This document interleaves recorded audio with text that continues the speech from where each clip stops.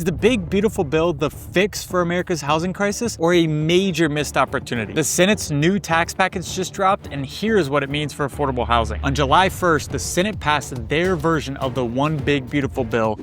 Barely. This bill's so controversial, it ended up in a tie vote 50-50. This required Vice President J.D. Vance to step in support of the bill as the tiebreaker 51-50 vote. Today we're breaking down what's in the Senate's final passed version, how that differs from the other proposed bills, and how this could all seriously hurt low-income families. First, the House of Representatives passed their version of the One Big Beautiful Bill. Then the Senate took that bill, made their own changes to create a new version of the bill. After lots of debate and voting, the Senate passed their version of the bill. Now that the House and the Senate have passed their own versions, the bill goes back to the House. The House can either agree to the Senate's version or ask for more changes. If they don't agree, leaders from both the House and the Senate will come together and come up with a final version that both sides will support. Once they agree, they will vote on it one last time. If it passes, then it goes on to the president to sign into law. Just your standard no-fuss, 7-step legislative process created by people who thought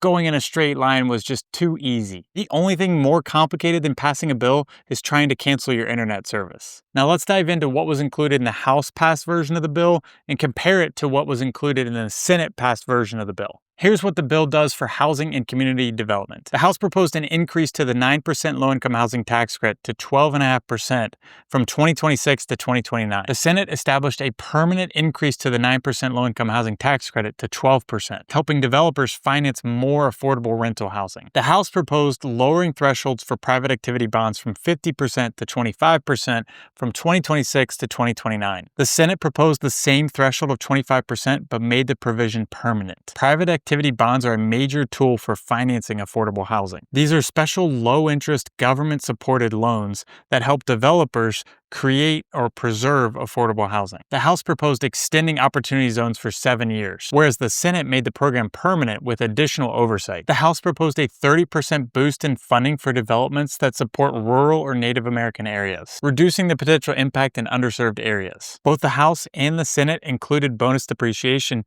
However, the House version only went through 2029, whereas the Senate version made it permanent. Bonus depreciation means developers can deduct big costs like buildings or equipment right away instead of over many years. This frees up cash when affordable developments need it the most. This helps increase the amount of private funding the affordable development can receive from investors. Both the House and the Senate propose cutting energy and efficiency credits. However, the Senate proposed cuts should happen on a faster timeline than the House plan. This could apply pressure on solar, home energy efficiency, EV charging, green construction, and ultimately raise the cost of energy-efficient buildings. Federal land sales were not in the House bill. The Senate briefly proposed the sale of 2 to 3 million acres of public land to help either fund or build affordable housing, but this provision was removed after severe backlash from the public. A spreadsheet comparing these portions of the House bill and the Senate bill are included in the description below. In terms of housing production,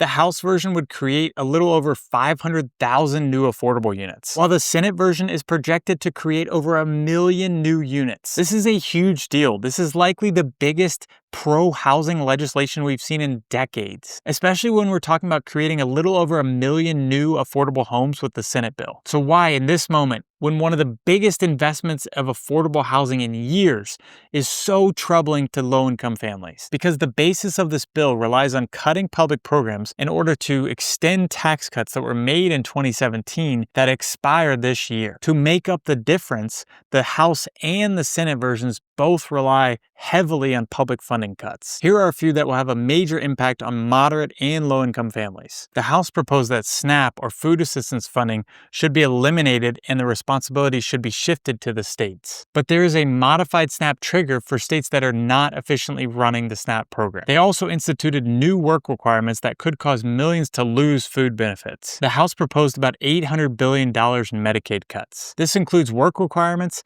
higher cost sharing, and eligibility redeterminations, causing 7.8 million people to lose insurance. While the Senate version deepens these cuts to $1 trillion, with expanded work requirements, tighter provider tax caps, and stricter eligibility checks.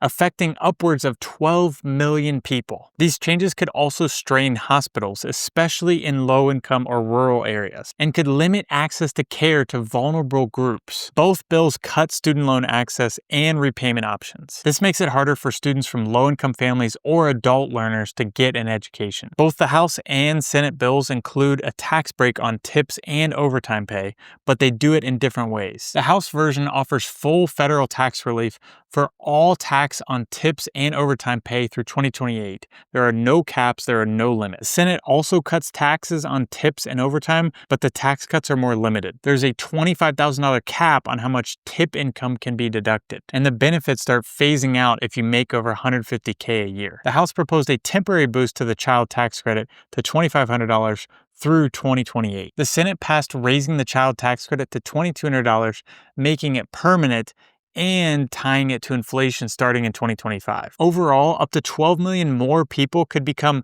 uninsured and food insecure, affecting low-income families the most. Now let's put this in a plain dollars and cents. The Nonpartisan Congressional Budget Office, or CBO, put out a report on the House version of the One Big Beautiful Bill, and here's what they found. The poorest households would actually lose about $1,600 a year. Meanwhile, the wealthiest households would gain about $12,000 annually. The Senate bill would create over 1 million new affordable homes, which is amazing, but it would take away the very support systems that help low-income families the most. If we gut these programs like healthcare, food assistance, and student aid, we may end up needing more affordable housing just to support families who are more cost-burdened than ever. At the same time, President Trump's new budget is proposing a $33 billion cut to HUD, including the elimination of the federal Section 8 housing support. Trump's budget proposal, which is still a proposal, would be just for the next year budget only, while the One Big Beautiful Bill is legislation currently in the House and Senate that is already in motion to actually change laws. In Trump's proposed budget, states would take over the Section 8 program. Assistance would be capped at just 2 years for able-bodied adults, and all able-bodied adults would be required to work. Finally, there is a massive elephant in the room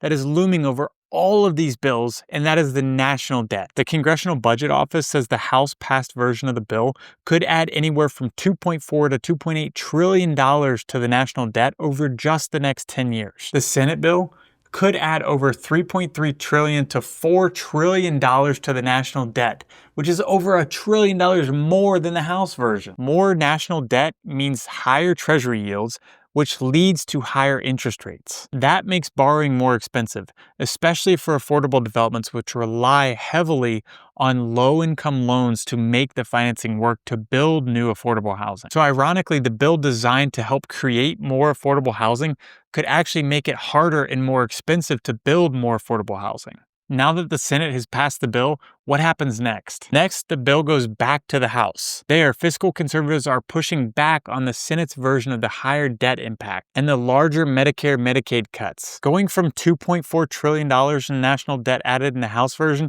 to almost $4 trillion in the Senate version, and then cutting insurance from 7.8 million individuals to 12 million individuals are two big pills to swallow. Between the national debt and the Medicaid cuts, those are some big differences that the House will have to reconcile. The House may either accept the bill or amend it, triggering a quick back and forth or formal conference committee. That's when a small group of House and Senate members come together and merge the two bills into one. The Republicans and the White House are both pushing to get the entire bill passed by July 4th. It remains to be seen what stays from the sections relating to housing. If you found this video helpful, make sure to hit the like button and subscribe. I'll be tracking closely to see if the House and the Senate can get their combined bill passed by July 4th. Thank you for watching. Drop your thoughts in the comments, and I'll see you next video.